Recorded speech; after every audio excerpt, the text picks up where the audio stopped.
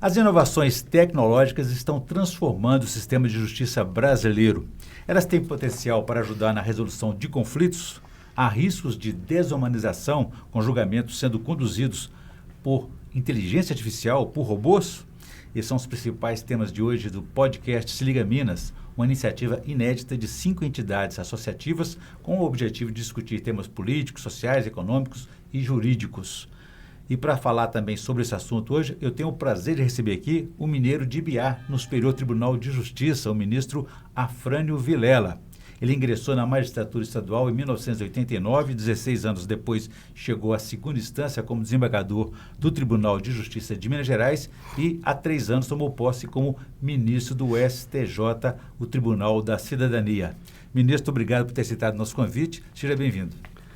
Eu que agradeço participar do podcast Se Liga Minas, na companhia do amigo Orion, né, da senhora Fanny, que é coordenadora-geral do Sindicemp, também do senhor Felipe Rodrigues, dos assuntos jurídicos do Sinjus.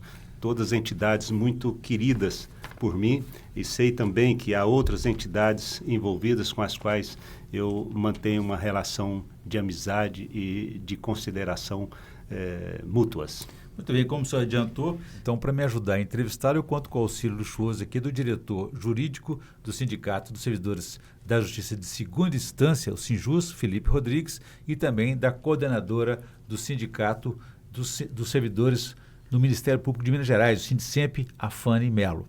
Muito bem. Ministro, além do Sinjus e do Sindicemp, integram esse projeto, o podcast Se Liga Minas, a Associação dos Funcionários Fiscais de Minas Gerais, a FENG, o Sindicato dos Auditores Fiscais da Receita Estadual, o Sindifisco MG, e a APMinas, a Associação dos Procuradores do Estado de Minas Gerais.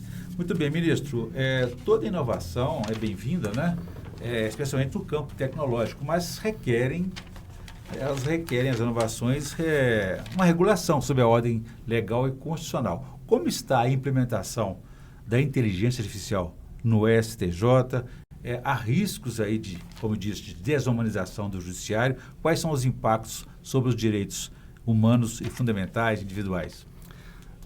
É uma excelente pergunta porque nos dá a oportunidade de conversar sobre uma temática que tem atraído muito a atenção de todos os operadores do direito e também da sociedade como um todo. Não é segredo para ninguém que o Poder Judiciário do Estado de Minas Gerais ele iniciou toda essa movimentação da tecnologia que hoje é conhecida como inteligência artificial. E o grande pulo ocorreu exatamente quando veio a digitalização de todos os processos, que efetivamente retirou do papel aqueles dados, aquelas informações e trouxe todo esse material para o ambiente digital. Qual foi a importância disso? É que antes, no papel, nós não tínhamos condição de um software, de um sistema, ler aquilo que estava ali inserido. Com a digitalização, isso tornou-se possível. Então, o Tribunal de Minas Gerais, já por volta de 2015, criou o radar, foi o primeiro sistema que nós poderíamos denominar de inteligência artificial e que permitia que os funcionários e também os juízes e desembargadores pudessem analisar esses dados processuais, tratá-los, jungi-los quando necessários, né? E, ao final, usando a inteligência humana, criar padrões decisórios que, posteriormente, com a evolução dessa sistemática, nós pudemos replicar naqueles feitos, naqueles recursos que tinham o mesmo pedido, a mesma causa de pedir, né?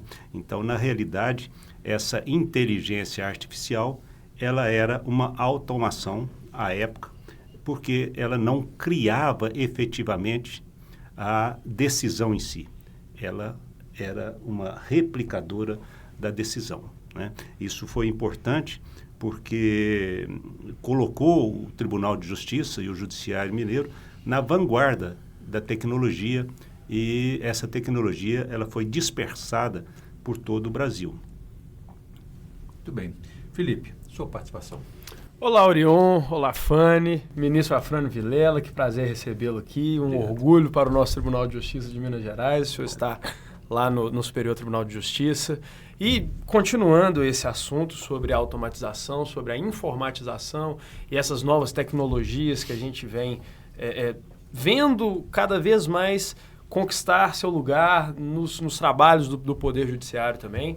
A gente teve recentemente um fato histórico que mudou muito o jeito de trabalhar, mudou muito o jeito da justiça funcionar, que foi a pandemia, em que os postos de atendimento presencial foram praticamente fechados, houve um crescimento grande do trabalho remoto e, ao mesmo tempo, depois que a pandemia passou e a gente foi retomando gradualmente os trabalhos, houve uma preocupação muito grande dos órgãos de justiça, principalmente do Conselho Nacional de Justiça, de garantir que a justiça esteja, como dizem, onde o pé pisa, onde o cidadão precisa, onde há demanda social, né? E aí a gente precisa sempre ter um olhar de que a justiça tem como um dos grandes desafios próprios garantir o acesso do jurisdicionado, garantir o atendimento, garantir a proximidade, para que o Poder Judiciário não seja aquele enigma indecifrável para o cidadão comum. Eu gostaria de debater com o senhor como que essa tecnologia ela pode também nos afastar dessa missão de estar perto do cidadão e que cuidados a gente tomar para a gente não virar um replicador de algoritmos frios. Perfeitamente. Muito obrigado pela pergunta, Dr. Felipe. Veja bem, há um critério de consciência dentro de tudo que é feito no Poder Judiciário. E o porquê? É porque o Judiciário trabalha com aquilo que filosoficamente nós conhecemos como justiça. Justiça é entregar individualmente e per si, com as especificidades de cada um, aquilo que é do seu direito. E isso exige, efetivamente, que haja uma sensibilidade na análise daquele pleito que é feito pelo cidadão. E é nesse momento que há uma diferenciação crucial entre as nossas automações, entre as automações que utilizamos como acessório à finalidade do Poder Judiciário e, com isso, nós não delegamos de forma absoluta para as máquinas a consciência. Uhum.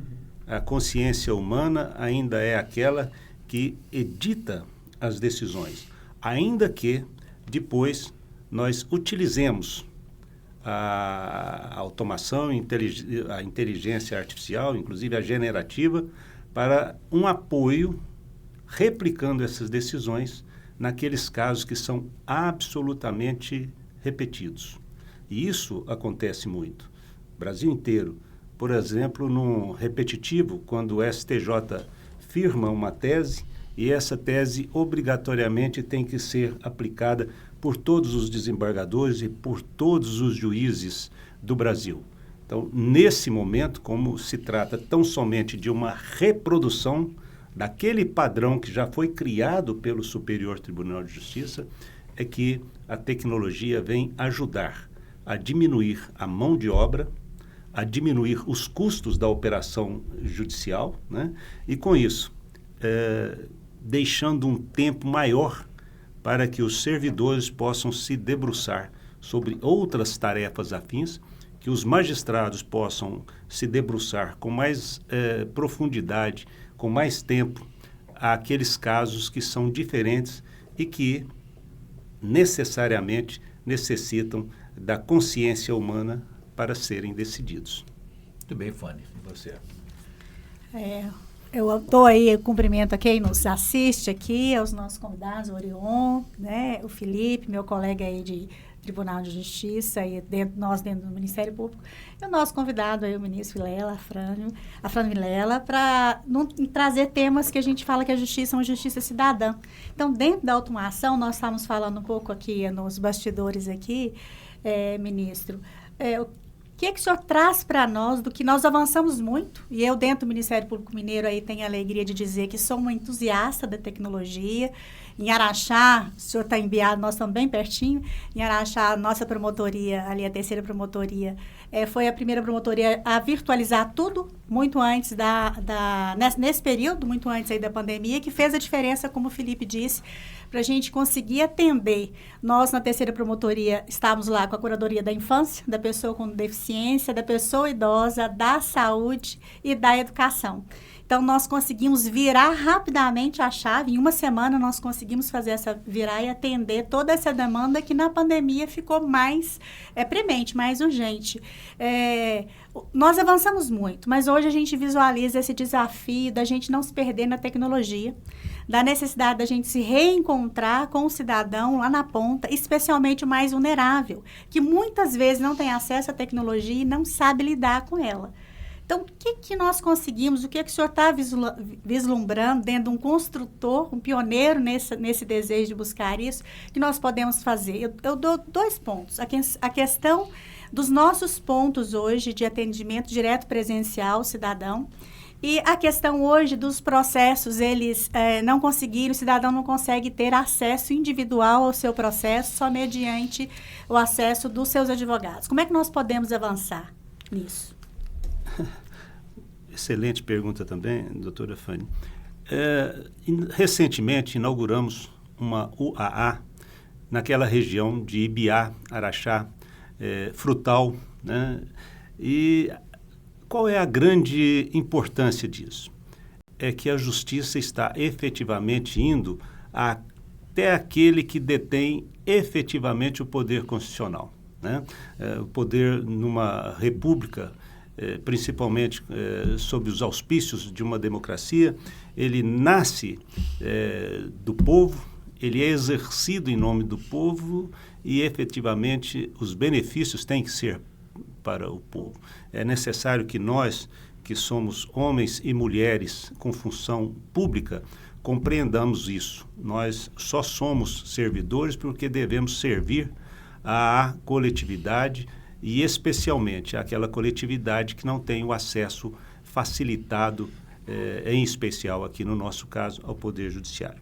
Nesta UAA de Ibiá, há uma dependência completa para bem receber todas aquelas pessoas carentes que necessitam, por exemplo, de uma perícia médica para se obter ou tentar se obter um determinado benefício previdenciário assistencial, né? Então, essa estrutura foi montada. O servidor do Poder Judiciário, no caso federal, através do Tribunal Regional Federal da 6ª Região, que vai até a comunidade de Ibiá atender aqueles carentes. Isso também serve para todos os outros municípios citados, né? É uma forma da tecnologia também ser usada em prol dos mais carentes, porque eles não mais terão que se deslocar. No caso que eu citei de Ibiá, que eu cito que é a minha querida terra natal, né, 180 quilômetros até Uberaba para protocolar uma ação judicial ou para se submeter a uma prova pericial.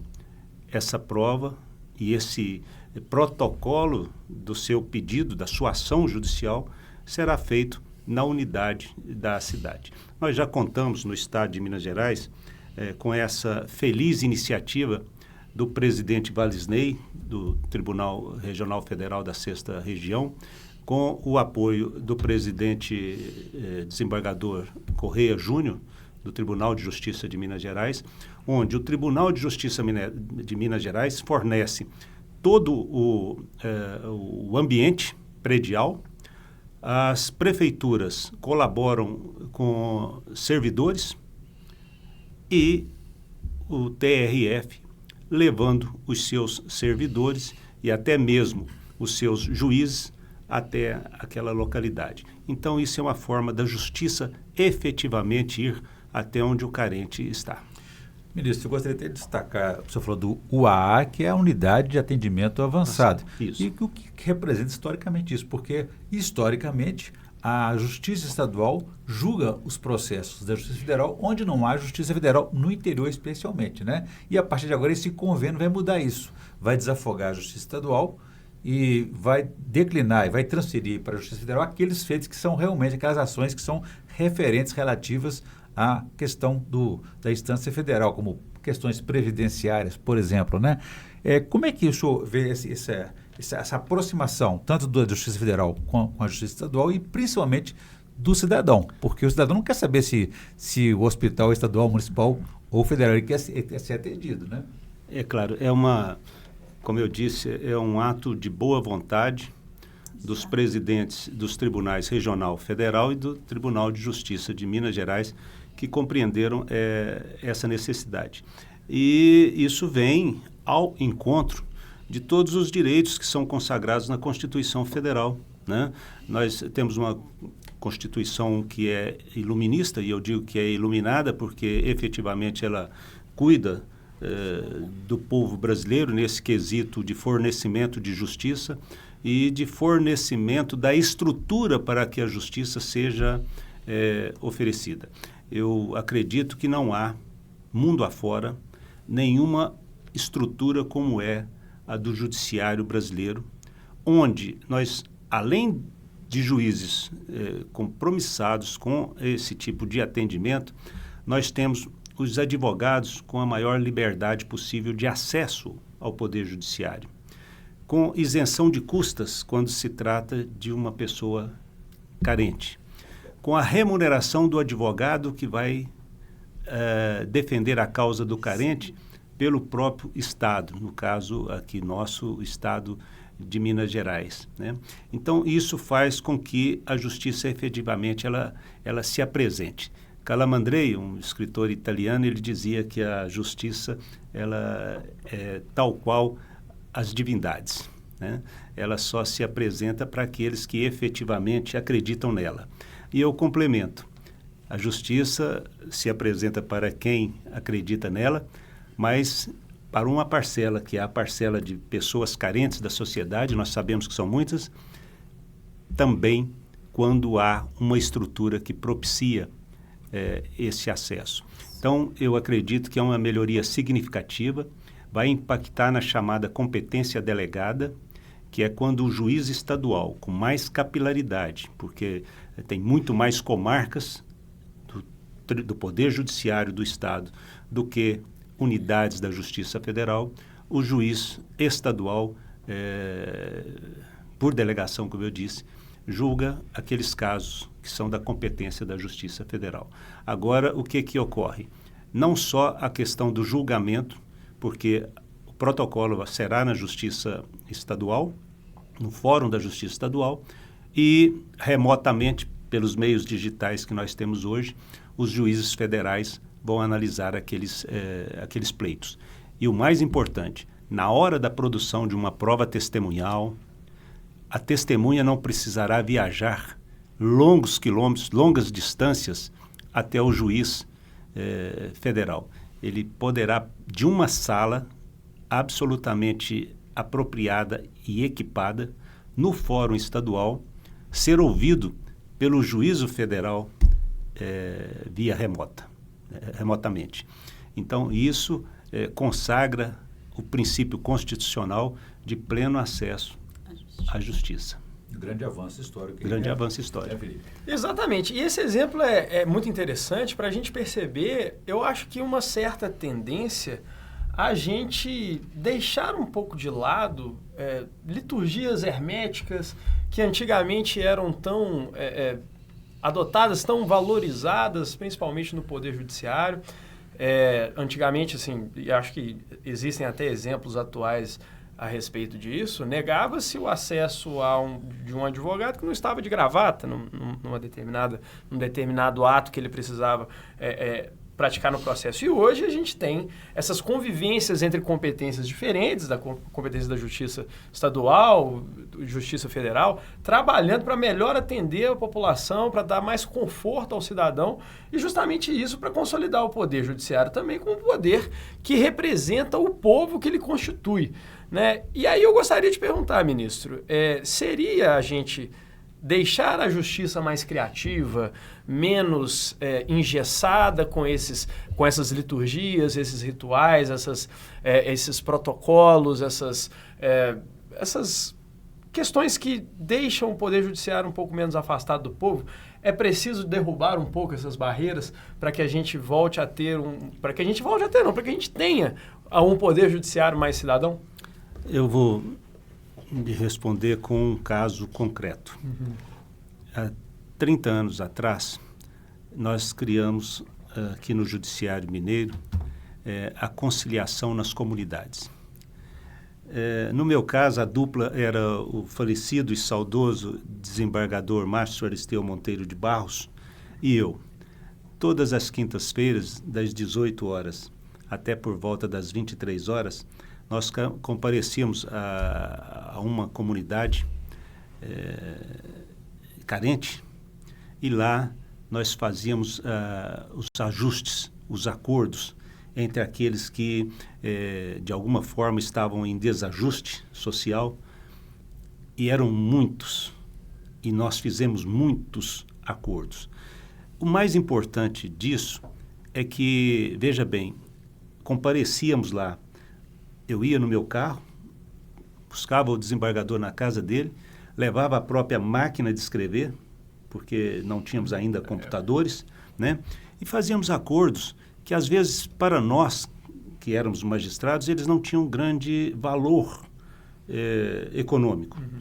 Várias vezes homologamos acordo onde a mãe pedia 2 ou 3 latas de leite em pó ao mês, ou então 10 quilos de arroz e mais um bote de macarrão e uma lata de óleo, né? Para nós, enquanto cidadãos, poderia ser um valor irrisório. Para nós, enquanto magistrados, aquilo ali era de um significado muito elevado, porque a justiça não tem preço, a justiça não tem valor, a justiça, ela tem o direito dentro dela, né? Então, o que nós fazemos hoje e o que eu faço no meu dia a dia é ouvir esses clamores. Isso sempre aconteceu desde quando eu era advogado, porque eu era advogado de causas gratuitas. Não havia defensoria naquela época em Ibiá, e eu que fazia os júris gratuitos, as ações trabalhistas que também eram delegadas ao juiz estadual naquela época. Então, essa proximidade para com o cidadão mais necessitado e carente desses meios de acesso à justiça, para mim sempre foram muito claros e muito usuais, né? E eu vejo o seguinte, esse ato do Poder Judiciário, no caso federal, dentro do conceito UAA que estamos falando, ele propiciar ao cidadão esse acesso rápido, porque é rápido, é tudo digital, tudo eletrônico, né? É assim uma forma de desburocratizar o Poder Judiciário. O Judiciário ele não pode mais ser encapsulado. O Judiciário talvez seja de todos os poderes o que tem os atos mais transparentes possíveis, porque qualquer despacho de um juiz, ele está no processo, ele está escrito, ele só vale se estiver escrito. Qualquer decisão só vale se estiver escrito, e as partes e os seus advogados têm pleno acesso. Inclusive agora, nessa dinâmica da UAA, a própria parte pode ir ao fórum e consultar num terminal o que está acontecendo com o processo dela. Então, isso é muito interessante e é uma forma, sim, de desburocratizar. Agora, nós temos certas formalidades no Poder Judiciário que eu acho que elas ainda necessitam ser usadas não como forma de obstruir, não como forma de cercear o acesso jamais. Por exemplo, eu já fiz audiências com o advogado que estava sem o paletó, que seria uma veste talar, né, exigida pela lei. Por quê? Porque a circunstância ali não lhe propiciaram estar com a roupa devida. Então, o que eu vejo é uma diferença entre aquilo que é uma formalidade que a lei às vezes exige para aqueles atos que são efetivamente atos de cidadania colocada à disposição das pessoas, principalmente as pessoas necessitadas, mais vulneráveis. E quando falamos de vulneráveis, estamos falando de todas as pessoas vulneráveis, né? É isso, né, Vânia? Ministro, do que nós estamos falando aqui, que eu acho que nós precisamos mostrar aí para a população, o grande avanço, acho que nós temos muito a comemorar com esse passo que está sendo dado e esclarecer para a população a oportunidade e o direito. Eu acho que nós precisamos que a população entenda que ela tem direito de ir individualmente, desacompanhada, inclusive, de um advogado para recorrer a isso, do direito dela também de fazer essa consulta. Acho que é um avanço importante, que hoje ela fica refém, muitas vezes, do advogado, por não dominar a tecnologia, de ter esse acesso. Mas queria que o senhor dissesse para nós aí, na avaliação do senhor, pela experiência que nós ouvimos lá fora, teve uma entrevista lá fora, nós vamos ter que trazê-lo mais aqui para nos contar da história dessa construção. Chegar até aqui não foi simples, mas na avaliação do senhor, isso vai substituir a figura do servidor? Qual a importância do servidor? Quando a gente fala que experiência, atendimento ao público, e eu sou uma defensora disso, como tudo na nossa vida, se a gente fosse falar do currículo do senhor, do nosso, do Orion aqui, nós íamos estar falando de anos de estudos e experiência. Então, qual que é o papel, então, se nós temos uma tecnologia aí, o papel, a importância, ou não, o senhor vai responder, de nós termos servidores concursados que perduram dentro das entidades para a gente usar de uma forma adequada a tecnologia? Olha, o servidor, que nós chamamos de atividade meio, é aquela pessoa perene na administração. Muitas vezes o magistrado, ele toma posse, entra em exercício, daí a pouco ele é movimentado de comarca, ele pode até se aposentar, e o servidor está ali na sua função, cada vez mais se especializando, cada vez mais ajudando, coadjuvando, né, os magistrados a realizar o ato final, que é uma sentença, que é um acórdão, enfim, onde a justiça efetivamente vai se materializar através da decisão. A minha esposa mesmo, Gisela, é servidora pública concursada do tribunal há 34 anos. Ela coordena a assessoria jurídica da Corregedoria Geral de Justiça. E eu vejo o denodo de todos esses servidores, todos, no dia a dia. Então, são importantíssimos. O que é bom nós deixarmos bem evidente, em se tratando de tecnologias, é que na história da evolução da sociedade, toda vez que nós tivemos mudanças abruptas, houve o receio da perda da importância de alguma função.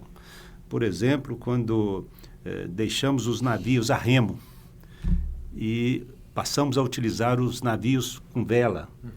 Aqueles remadores acharam que ficariam sem função. Não, eles foram usados para outras atividades dentro da própria nave, né, de navegação. Quando veio o trator, né, na época da mecanização, o trator substituiu centenas de mão de obra num dia. E essas pessoas passaram a ter uma outra atividade, às vezes até menos brutal do que aquelas que tinham, com mais qualificação. Assim, é essa evolução da tecnologia. Se nós lembrarmos que o telefone fixo, lembra daquele telefone que a gente tinha na parede, que tinha que discar por um... né? Sim. Aquele telefone, ele, para atingir 100 milhões no planeta, ele levou 75 anos. Né? Depois, já em evolução, o celular, quando veio, para atingir 100 milhões, foram necessários 16 anos para o mundo inteiro ter 100 milhões de celular. A internet, 7 anos para ter 100 milhões de ligações, né? E o chat GPT, em coisa de um mês e meio, ele já tinha 100 milhões de pessoas vinculadas a ele. Então, veja que nós saímos de um passado tacanho, de um passado muito materializado, para um passado, para um presente e um futuro de tecnologia, criando novas atividades. E eu quero lhe dar um exemplo desse tipo de mudança na consciência de cada servidor agora para efeito de tecnologia. Eu tenho a minha equipe de assessoria, né? Então, os meus assessores, eles trabalham analisando recursos, fazendo minutas de decisões, enfim, aquele trabalho do dia a dia. Mas hoje, a minha equipe, que é formada por 40 pessoas, uma grande parte dela trabalha com a IA. Fazendo o quê? Aprimorando os prompts, que são as perguntas que nós fazemos à nossa inteligência artificial interna do Superior Tribunal de Justiça. Então, é através dessa pergunta bem feita que o que nós chamamos de inteligência artificial vai nos trazer ao nível de uma resposta mais correta. Porque se a pergunta não for bem feita, automaticamente a resposta será defeituosa, né? Então, é isso que a gente tem que dizer. Os servidores, cada vez mais, eles se especializam e nessa nova onda tecnológica, que é talvez a maior mudança que a sociedade está experimentando, o servidor ele estará cada vez mais sendo útil à atividade juticante. Exatamente nesse sentido, os conflitos continuam crescendo, cada vez mais. Só que nós temos que usar hoje a inteligência artificial, a automação qualificada, para fazer a reprodução daquilo que não precisa mais ser criado pela consciência humana, sobrando mais tempo, para que eles trabalhem com a consciência nos casos novos, nos casos diferentes. Muito bem. Saber usar para não ser usado pela tecnologia, né, ministro? Exatamente. Ministro Felipe, Fanny e nossa audiência. Vamos fazer um pequeno intervalo. No próximo bloco, gostaria que o senhor contasse para a gente aqui o que representou para Minas Gerais, o que representou a chegada do senhor ao Tribunal Superior. A gente volta em instantes. Muita alegria.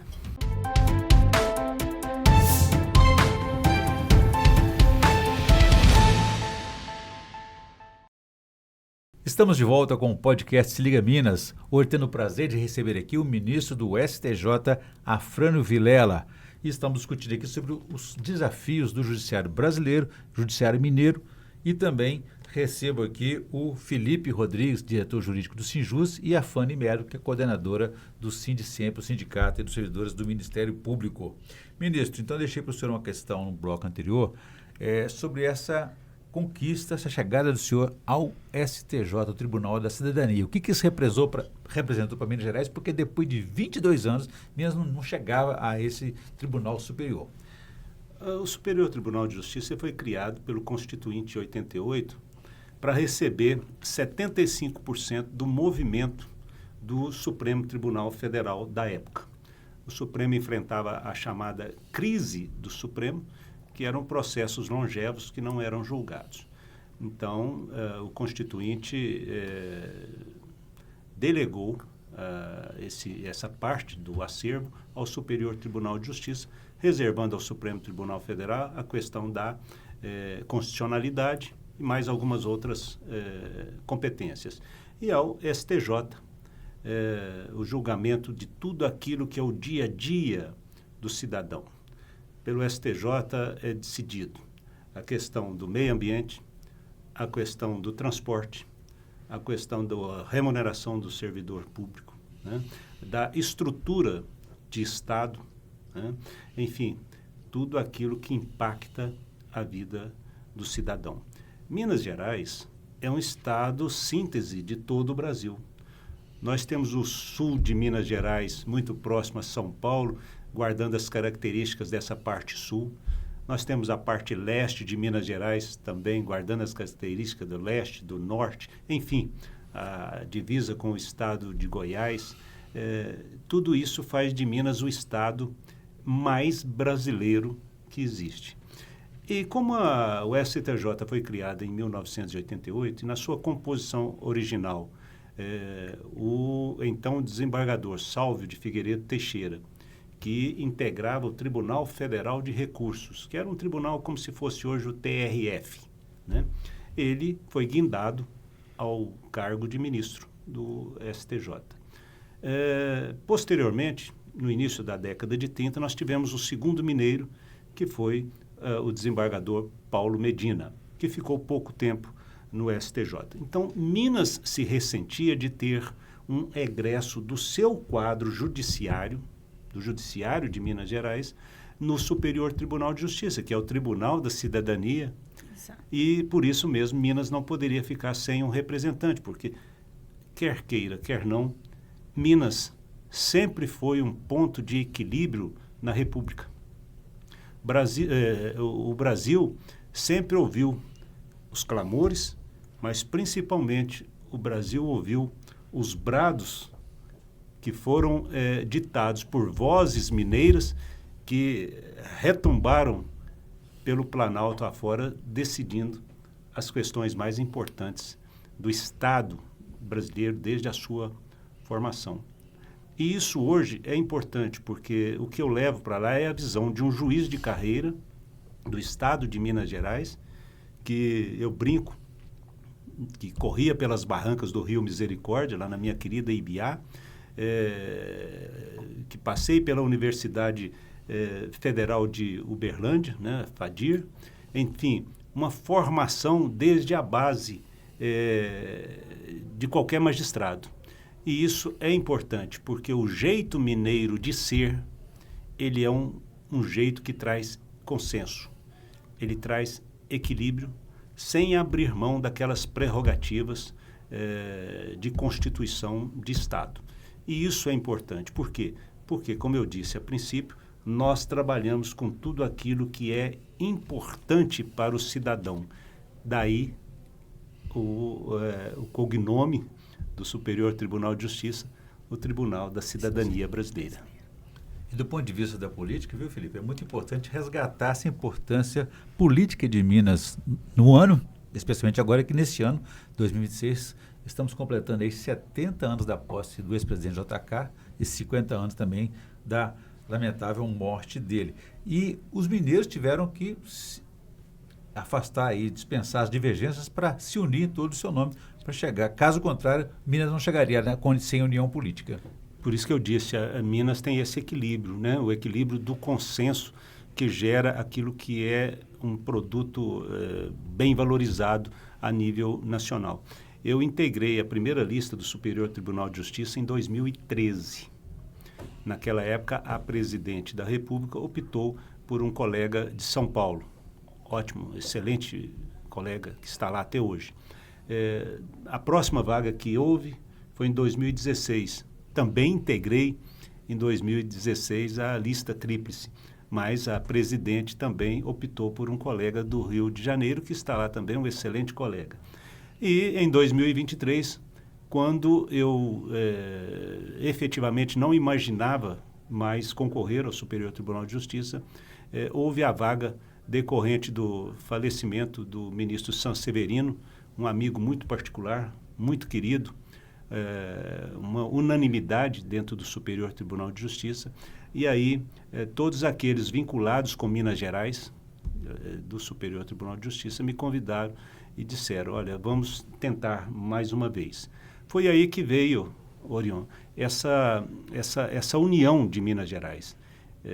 Todos os partidos políticos, todas as instituições, a Ordem dos Advogados do Brasil, o Ministério Público, a Defensoria Pública, os advogados públicos todos, as associações todas, né, sentiram a necessidade de Minas ter efetivamente um representante num tribunal de formação de jurisprudência nacional e de interpretação da legislação federal. E isso é importante, porque Minas Gerais tem as suas peculiaridades na mineração. É o estado minerário mais importante do Brasil. E aí se torna ainda mais importante que lá tem alguém que tenha trabalhado no judiciário, nessa área minerária, como foi o meu caso durante quase 20 anos aqui em Minas Gerais. Então, certas circunstâncias que, ao nível fático, nós podemos levar para aqueles que compreendem ao nível do direito, para que, jungidos esses dois elementos, nós possamos chegar a uma decisão final equilibrada, né? E isso é importante para Minas Gerais. acredito. Mas a importância maior mesmo foi que Minas demonstrou uma união muito forte em torno do meu nome. Não fosse assim, possivelmente teríamos ficado sem a terceira oportunidade de vaga. E você, Felipe? Bom, por falar em equilíbrio da República, por falar em consenso, eu não sei se o ministro concorda com esse diagnóstico que eu vou fazer aqui, mas, para mim, a minha avaliação é de que o Poder Judiciário hoje vive a maior crise institucional desde a redemocratização.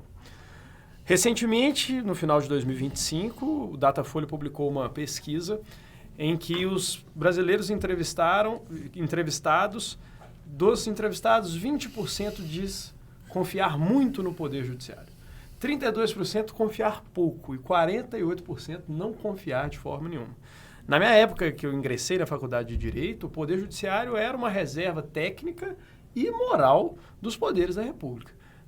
Ainda que não seja um poder constituído pelo voto direto, o fato de ter ali uma Constituição em regra pela via do concurso público, conferia, e acho que até hoje ainda confere, mas isso está sob algum abalo, mas confere aos membros do Poder Judiciário a ideia de que são pessoas capazes, inteligentes, estudadas, capazes de dar a melhor solução, não só a solução mais justa, mas mais técnica para todos os conflitos.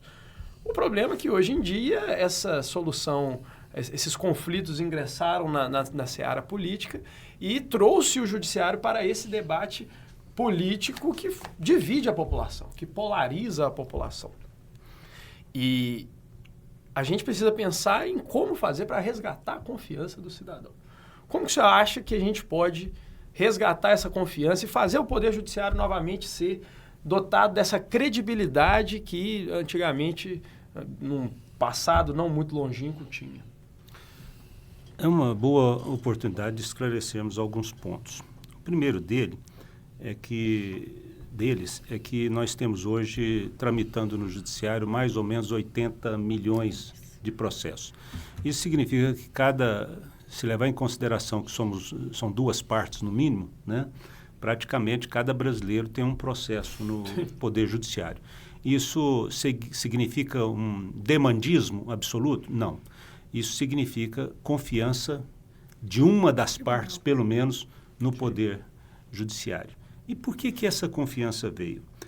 Até 1988, nós tínhamos um judiciário que era dependente do Executivo.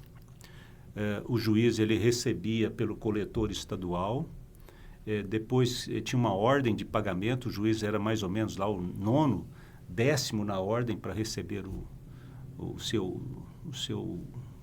estipêndio.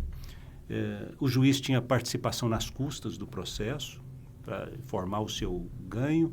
Enfim, com a Constituição de 88, tanto para o Ministério Público quanto para o Judiciário, veio a autonomia administrativa e financeira. Sem falar, ministro, permita aí que a indicação do juiz era feita pela política, né? Pela política. O juiz só ia para a comarca se a parte política assim autorizasse.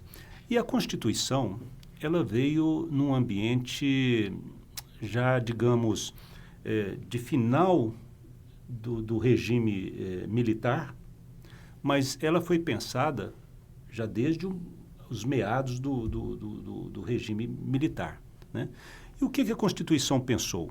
Ela pensou o seguinte, o Constituinte, como a Constituição é a lei mais forte que tem, vamos alocar nela formatos que garantam efetivamente a República, garantam efetivamente a democracia e deem a um determinado poder a última fala. Por isso que o judiciário sempre deve falar por último, por isso que o judiciário sempre deve ingressar numa mesa de autoridades por último. E consta na Constituição que nenhuma ameaça a direito, nenhuma ofensa a direito será subtraída da apreciação de um juiz. E o juiz não pode deixar de julgar, ainda que haja uma lacuna na legislação. O que isso trouxe para o judiciário?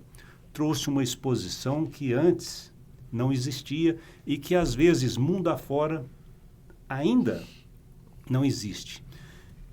Quando o judiciário ele é acionado, ele não pode simplesmente dizer, não vou julgar, não quero julgar.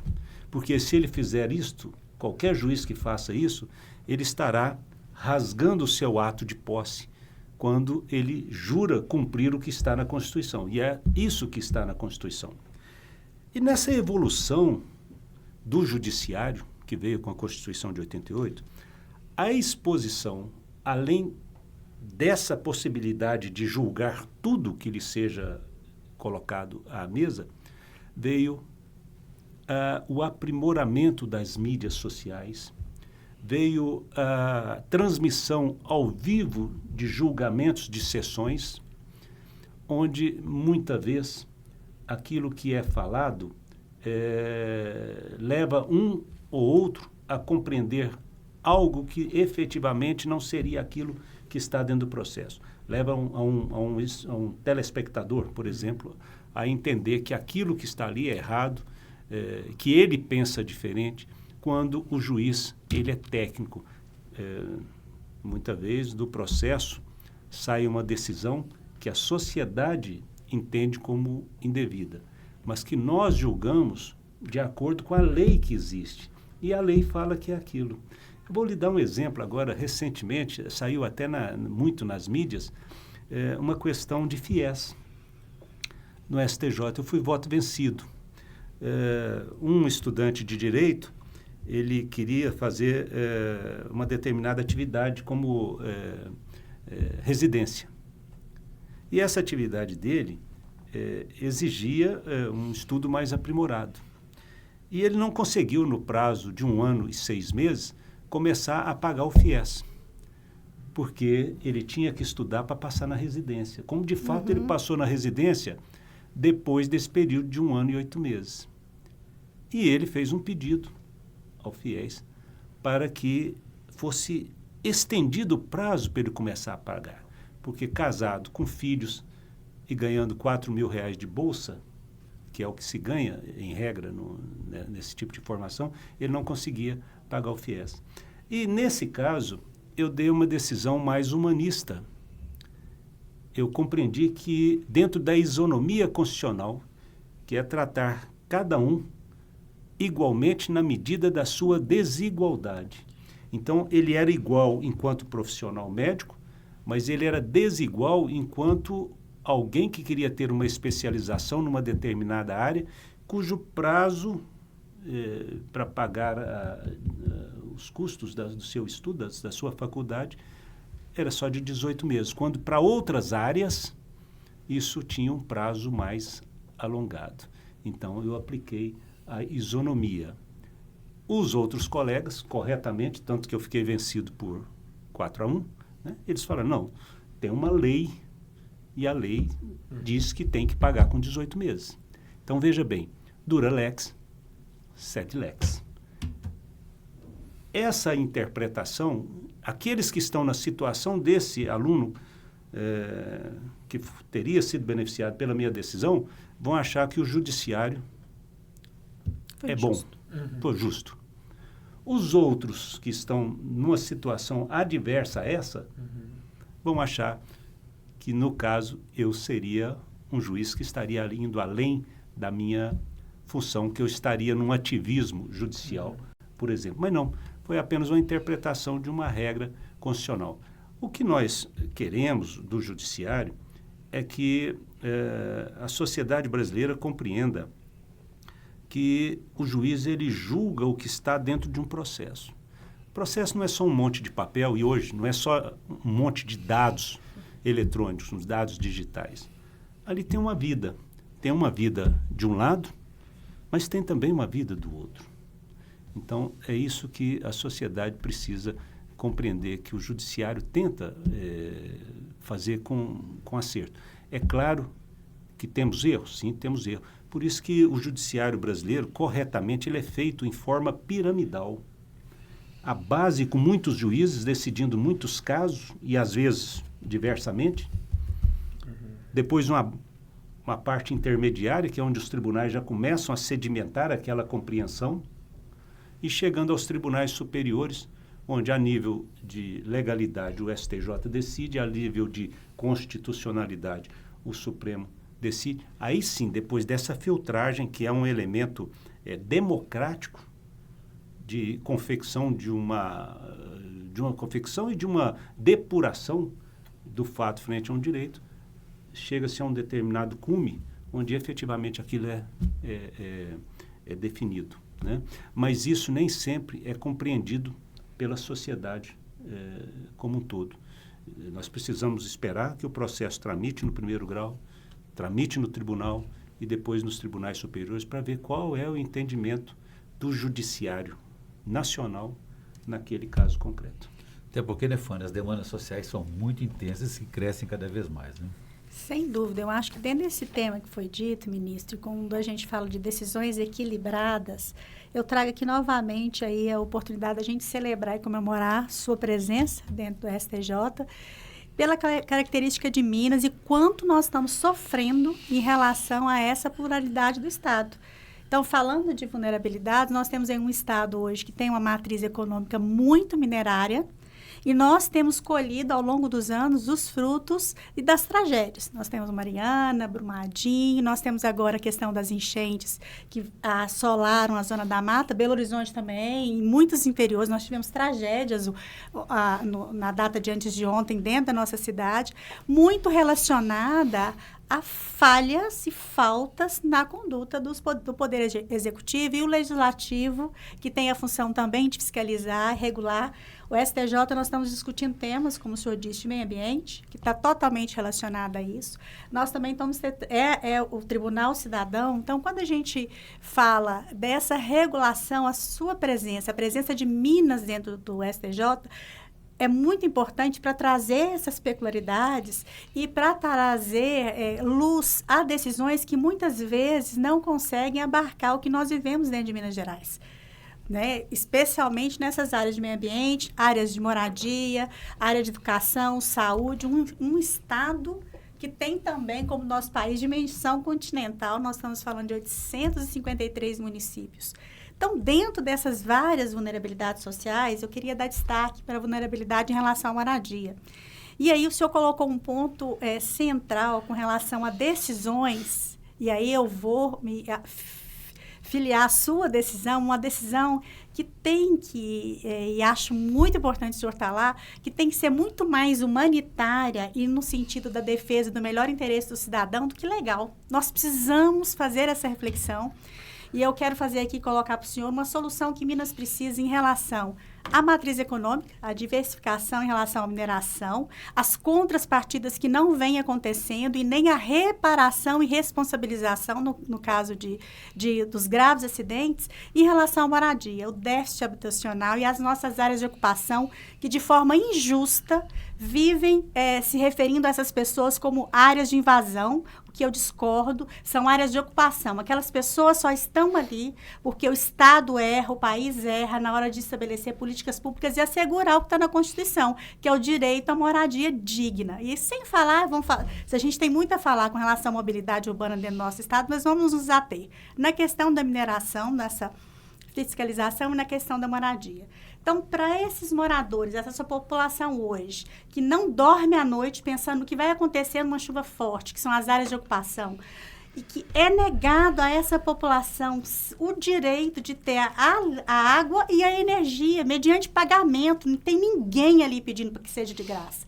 Eles querem ter o direito de, até se resolver o litígio, ter acesso à água e energia. Naquelas casas tem crianças, tem idosos, tem pessoas com deficiências e tem trabalhadores. E aí a gente vê um Estado e uma justiça que reiteradamente se apega a uma letra da lei e descumpre a Constituição Federal, que é assegurar, já estou descumprindo porque eu não asseguro moradia, mas eu descumpro a lei, dizendo que a era de litígio não tem direito a ter acesso à água e energia. Não estou falando nem de esgoto, porque eu sei que é complicado, mas de água e energia. Eu queria que o senhor abordasse isso e como a presença do senhor lá vai poder fazer essa transformação que nós precisamos tanto para o Estado de Minas Gerais. Bom, a doutora Fanny já resumiu muito dos nossos problemas no dia a dia, né? E realmente esse é um tipo de situação que chega ao Superior Tribunal de Justiça. Eu acho o seguinte: a Constituição de 88, exatamente por ser uma Constituição que foi denominada de cidadã, ela trouxe uma série de direitos aos cidadãos, né? Evidentemente, o direito de moradia é um deles e é um direito de dignidade. Isso não há dúvida alguma. E ela é tão importante que, recentemente, foi criado no Superior Tribunal de Justiça, foi criada uma central de conciliação.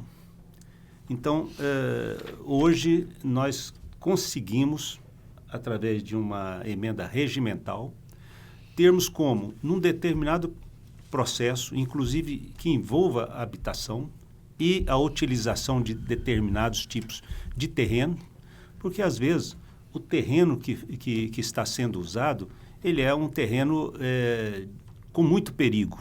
Tudo isso tem que ser olhado para que um juiz possa dar até mesmo uma decisão de manutenção das pessoas naquela área. Não adianta, em nome do direito constitucional de habitação, colocar uma pessoa num determinado terreno que, com as próximas chuvas, esse terreno correrá e poderá causar a morte dessas pessoas. Então, o que se busca no judiciário é o equilíbrio entre aquilo que é um direito constitucional, um direito de cidadania, com aquilo que é efetivamente apropriado e seguro. Nós temos decisões de ambos os lados, né? Eu acho que na interpretação da legislação, todos nós, juízes, temos que, frente a uma demanda desse tipo, aplicarmos a lei segundo manda o artigo da nossa lei de introdução ao direito brasileiro, né? Todo juiz aplicará a lei no seu sentido social, mais possível. Isso está muito claro. Talvez o mais belo dispositivo que exista em toda a legislação brasileira, né? Eu gosto muito desse tipo de procedimento judicial, porque ele permite que o juiz sopese todos aqueles quesitos, tanto os pró quanto aqueles que são contra, para aquele pleito judicial e chegue a uma decisão mais equilibrada possível. Eu posso lhe dizer que eu tenho 38 anos de magistratura e já dei decisões em ambos os lados. Então, a parte técnica sempre foi muito importante para alocarmos pessoas, inclusive. Mas o que é mais importante é que nesses processos que envolvem esse tipo de atividade, que como eu disse, é um direito sagrado, um direito de cidadania, o juiz dê uma decisão que seja estruturante. O que significa isso? Ainda que ele não decida objetivamente aquele determinado fato, ele pode dar uma decisão que leve o poder público a repensar aquelas atividades que ali estão, a repensar como ajudar aquelas pessoas que ali estão. E o judiciário não vai ditar a política pública, porque não compete ao judiciário, mas o judiciário vai dizer, essas pessoas têm direito a um teto. Fantástico. Agora, cabe ao administrador realizar esse tipo de coisa. Isso acontece muito, permita-me um outro exemplo, a nível, por exemplo, de creches para crianças. Às vezes, há uma criança sem creche e o juiz vem e dá uma decisão. 2 crianças, o juiz vem e dá outra decisão. Mas, às vezes, o município pode ser grande e ele necessita de um número elevado nas creches para atender a esse direito também social das mães, porque elas poderão trabalhar e deixar as crianças no lugar correto. E aí, nesse momento, que entra esses procedimentos estruturantes. O juiz vai dizer ao administrador, olha, ainda que eu não esteja definindo nesse momento a quantidade e a forma como deve ser concedida esse direito, reconhecido esse direito, eu estou entendendo que é caso, sim, da administração se estruturar para cumprir esse direito, que é um direito constitucional. E, afinal de contas, todo administrador, todo político, quer seja prefeito, governador, presidente da República, quando ele assume as funções do seu cargo, ele assina o quê? Um termo de posse. E nesse termo de posse, ele assume que vai cumprir todos aqueles direitos que estão contidos nas leis. Nós temos aqui em Minas Gerais, se me permite, doutora Fanny, agora recentemente, um caso que envolveu milhares e milhares de famílias, numa ação de reintegração de posse, onde os proprietários de uma grande gleba de terras obtiveram a decisão judicial favorável, porque eles eram proprietários, houve a invasão, eles tinham também a posse que foi perdida, recuperaram a posse. E quando do momento do cumprimento, ou seja, do desalojamento daquelas famílias, mais ou menos 30 mil, veio uma ideia justamente que é essa que labora pelo princípio que na justiça deve existir. Esse local chama Isidora, né? Me parece que hoje ele se tornou um bairro, salvo engano. Região norte aqui de Belo Região Horizonte. norte, não é, de Belo Horizonte? Então, qual foi a proposta do judiciário? O Poder Judiciário, através da sua cúpula, foi até o governador do estado e disse, olha, vamos fazer uma negociação. O estado tem áreas desocupadas. Vamos oferecer essa área desocupada, uma delas, para os proprietários vencedores na ação. Talvez eles aceitem. E, de fato, eles aceitaram. E foi feita aqui em Belo Horizonte a maior conciliação fundiária do mundo. Fantástico. Que é essa conciliação do Isidora. Né? Então, ao invés das pessoas receberem um mandado de desocupação e saindo carregando seus poucos pertences nas costas, elas receberam uma escritura registrada e sem custo. Essa é a função do judiciário, essa é a função de um juiz. Muito bem. Ministro, infelizmente nós estamos na reta final da nossa entrevista, naquele momento que a gente chama aqui de considerações finais. Eu vou fazer a minha consideração final com a minha questão, vou deixar para o senhor responder. Peço depois ao Felipe e à Fanny que façam o mesmo e o senhor responde a todos na consideração final do senhor mesmo. Tá bom? Perfeito. Muito bem, eu estou aqui em minhas mãos aqui, ministro, com esse livro aqui, Afrânio Vilela, um mineiro de Ibiá no Superior Tribunal de Justiça. É um livro em homenagem à sua trajetória, né? E ao seu pensamento jurídico também. E eu fiquei sabendo que teve um número recorde de sucesso de crítica e de público no lançamento do livro, que foi em março, neste março, em Brasília, no STJ. Bom, eu gostaria de saber do senhor o seguinte, porque além do livro e da importância que isso representou para a memória do judiciário, ele registra aqui alguns votos do senhor que não são votos pioneiros e que mexem naquilo que o senhor falou aí há pouco, aí, sobre processos estruturantes, né? Como é que o senhor lida com isso, ministro? A gente vê que muitas vezes algum voto é questionado, é chamado de ativismo judicial, de interferência indevida na política, às vezes no próprio executivo. Como é que o senhor lida com essa situação? Bom, primeiramente, o livro foi uma alegria muito grande e de surpresa. Eu compareci à Associação dos Magistrados Mineiros para uma palestra e, ao final, me fizeram a surpresa de Afrânio Vilela, né, um mineiro de Ibiá no Superior Tribunal de Justiça. E eu brinco que é a minha corrida desde descalço nas beiradas e nas barrancas do Rio Misericórdia até agora estar correndo pelas barrancas do Paranoá, né? E nesse período todo aí de quase 40 anos ter de alguma forma tentado contribuir para a justiça. Foi uma obra da AMARS, através da sua presidente, a juíza Rose, e coordenados pelo juiz Luiz Carlos Richardson Brant, que é juiz convocado ao tribunal, e pelo desembargador Luiz Carlos Gamborge, que é desembargador e está hoje convocado ministro no STJ enquanto há uma vaga, né? Isso representa também, mais uma vez, a melhoria em todos os aspectos do nome de Minas Gerais no cenário nacional, porque desde a desembargadora Jane, há 20 e tantos anos atrás, nós não tínhamos um desembargador convocado a um tribunal superior. A convocação ela é provisória, mas também ela é de muito mérito, né? Então, é uma alegria muito grande ter esse... Um dos pontos é esse chamado processo estruturante. Por que ele é estruturante? É uma decisão que não é mais aquela decisão rígida, específica, forte num sentido só. O mundo evoluiu, os fatos sociais estão evoluindo, o direito está acompanhando através das legislações novas, através das interpretações novas, e o judiciário tem que se adequar. Vou lhe dar um exemplo.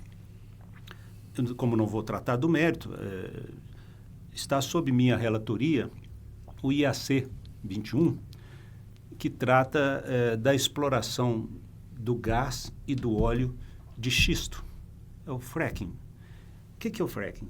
Ou fraturamento. Nós temos os bolsões com petróleo e gás, mas temos também intra-rochas, a 6 mil, 7 mil, 8 mil metros de profundidade, esses mesmos elementos entranhados. E o Brasil, como o mundo, tem crise. Passa por crises energéticas e o petróleo é um deles, o gás também é um elemento desse. Então, o que está hoje no STJ é para definirmos se no Brasil poderá ser ou não explorado esse tipo de combustível pelo sistema fracking, que é a alocação de água em alta pressão e em grande quantidade na rocha, e ao fazer isso ela expulsa tanto o gás quanto o petróleo, e ele pode então ser extraído do meio normal. Então, mundo afora, nós temos Estados Unidos com bastante produção nesse sentido, temos Canadá com produção nesse sentido, temos Argentina, tanto que importamos o gás da Argentina. Então, vem as indústrias e vem a parte que é defensora e opina pela possibilidade. Fizemos uma audiência aberta, é outra dinâmica que o processo estruturante permite. Chamamos técnicos, chamamos professores, chamamos conhecedores, chamamos as ONGs, chamamos os defensores do meio ambiente, do agro, enfim, todos para cada um dar o seu posicionamento. Eu solicitei via embaixada o posicionamento de 34 países contra e a favor. Temos aqueles que são contra, por exemplo, a Alemanha, a França, né? Alguns que têm o sistema legal, mas não usam, como a Arábia Saudita e alguns outros países de produção, de alta produção de petróleo. Então, enfim, nós vamos, ao final, decidir se o Brasil pode ou não fazer esse tipo de exploração. E em decidindo, por poder, por ser possível, o Superior Tribunal de Justiça vai dar o trilho que o Brasil vai seguir, através, evidentemente, das suas autarquias, dos seus editais, chamando as empresas que poderão fazer o tipo de atividade, para que o meio ambiente continue seguro como é, para que a nossa água não seja afetada, porque há resíduos tóxicos que vazam, que podem vazar. Enfim, então nós vamos... Esses são processos estruturantes que eu acho que em grande monta, o futuro do judiciário brasileiro para essas grandes causas. Bem, debate importante, né? Porque diante do esgotamento das reservas de petróleo. Sim. Por exemplo, Felipe e Fanny, considerações finais de vocês em 1 minuto, por favor. Vamos lá. É curioso perceber esse debate. A gente imaginaria que esse debate era para estar acontecendo nesse momento no parlamento, né? Com a possibilidade da gente extrair petróleo, que é uma fonte de energia esgotável, um dia vai acabar, mas ainda dependemos muito dela. É preciso ter em mente que aqueles que são eleitos para discutir isso deveriam estar editando uma lei, um ato normativo vai permitir quais são os cuidados. E aí esse debate cidadão, curiosamente, se dá no gabinete, nas salas de audiência do Poder Judiciário. Depois reclamam de judicialização da política, ativismo judicial. Né? E é exatamente aqui a minha consideração final. Eu acredito que estão empurrando o Poder Judiciário para um ativismo, porque quem está se preocupando com o futuro energético dessa nação, com o futuro ambiental dessa nação, com a concretização de direitos constitucionais, é o Poder Judiciário, enquanto os poderes executivo e legislativo se veem ali abarrotados com escândalos recentes e tentam lidar com suas crises. Eu queria agradecer ao ministro Afrânio Vilela pela presença, uma conversa extremamente agradável e importante para todos que nos assistem, e mais uma vez agradecer ao Orion, Fanny, pela participação no Se Liga Minas. Foi um prazer, Fanny. Bom, eu igualmente venho aqui falar, ministro, desse meu sentimento, ouvindo aqui de tudo que nós falamos. Eu acho que termos hoje um mineiro no Superior Tribunal de Justiça é importante para a gente, dentro daquilo que nós acreditamos, que eu defendo, tirar essas pessoas da invisibilidade. Então, eu estou enxergando aqui, acho que o Se Liga Minas leva para os mineiros e o país todo esse momento de nós também, cidadãos, lutarmos para que o processo estruturante ele passe a ser a grande batuta da justiça e que nós possamos ver decisões onde eu faço a retirada, por exemplo, eu olho uma questão patrimonial, que é a retirada de uma população, uma retirada de uma pessoa que está pagando aluguel, mas dentro da decisão estruturante, o judiciário vem e fala para o executivo o que ele tem que fazer também para assegurar o direito daquela pessoa na Constituição, que é um direito de moradia, que é um direito de sobrevivência da sua família, o senhor deu alguns exemplos. Então, eu vejo enorme importância e queria agradecer a presença do senhor aqui, a oportunidade de me falar, mas já dizer o desafio para o Orion, para que traga mais vezes, para que a gente possa levar para Minas Gerais caminhos. Deixo para o senhor aí, para encerrar isso aí, processo estruturante é o caminho para a gente tirar o povo mineiro dessa invisibilidade e o brasileiro também nas decisões judiciais? Por favor, ministro. Eu acho que sim. O processo estruturante, ao invés de ser barreiras, de ser muro, ele vai ser a ponte. Ponte entre os direitos, que são consagrados na Constituição e nas leis, e a sua execução através do poder executivo, ou, se for o caso, pelo poder legislativo. Ao finalizar, eu quero agradecer muito a todos a alegria de estar aqui nesse ambiente. Se convidado, eu voltarei, pode ter certeza disso.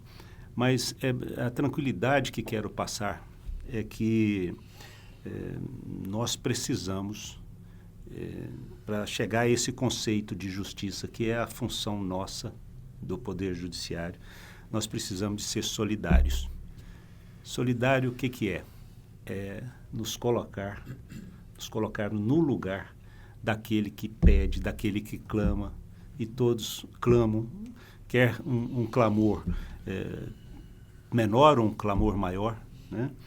Temos que ser solidários e temos que ser fraternos. Fraterno significa de irmandade mesmo. Irmandade é no sentido de desejar para o próximo o mesmo que nós queremos para nós mesmos. E através disso que nós vamos chegar a um determinado fim bom para a sociedade. E inclusive, quando falamos, como desde o início falamos sobre inteligência artificial. Por isso que a tranquilidade que passa é que a decisão final, ela é sempre do ser humano com a sua consciência. E as inteligências artificiais, elas são um meio para que reproduzamos aquilo que a nossa consciência humana faz. Ministro, muitíssimo obrigado pela entrevista. Aprendemos muito com o seu pensamento jurídico, pensamento humanista. Volte sempre. Obrigado também ao Felipe, à Fanny, e agradeço aqui as entidades que integram esse projeto. E um agradecimento especial aqui para a AMIRT, Associação Mineira de Rádio e Televisão, ao senhor presidente Mairink e toda a nossa equipe da Lívia, Suelen, Nayara, a Hanna, e, enfim, a Lilian também aqui. E um agradecimento à TV Banqueta, que reproduz essa nossa entrevista, Canal 6 da Claro. Você pode ver e rever essa entrevista nos canais, nas redes sociais e também na TV Banqueta. Obrigado a todos e até a próxima.